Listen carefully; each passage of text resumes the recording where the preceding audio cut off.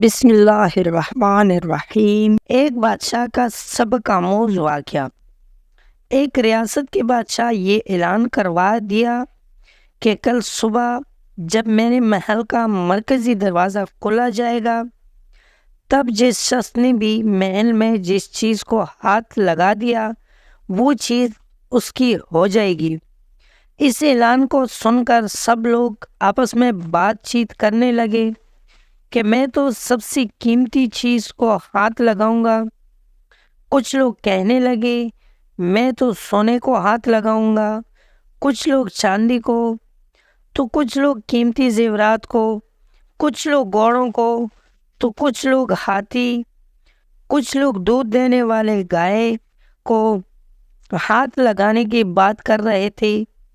جب صبح محل کا مرکزی دروازہ کھلا اور سب لوگ اپنی اپنی من پسند چیزوں کے لیے دوڑے، سب کو اس بات کی جلدی تھی کہ پہلے میں اپنی من پسند چیزوں کو ہاتھ لگا دوں تاکہ وہ چیز ہمیشہ کے لیے میری ہو جائے۔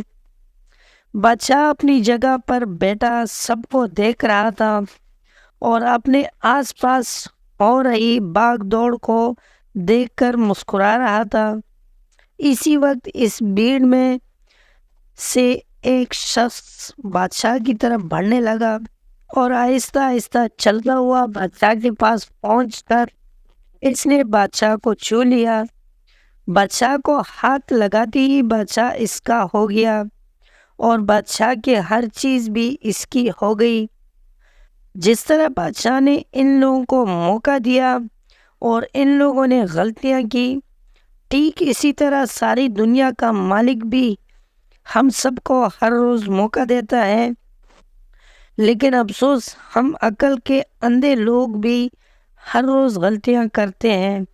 ہم اللہ کو حاصل کرنے کے بجائے اللہ کی بنائی ہوئی دنیا کی چیزوں کی آرزو کرتے ہیں، لیکن کبھی بھی ہم لوگ اس بات پر غور نہیں کرتے کہ کیوں نہ دنیا کے بنانے والے مالک کو پا لیا جائے۔ اگر مالک ہمارا ہو گیا تو اس کی بنائی ہوئی ہر چیز بھی ہماری ہو جائے گی۔ دوستوں، آپ کو آج کی کہانی کیسی لگی؟ امید ہے کہ ویڈیو پسند آئی ہوگی۔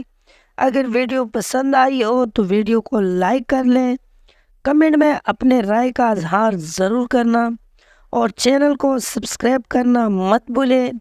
ملتے ہیں اگلی ویڈیو میں، تب تک کے لیے اللہ حافظ۔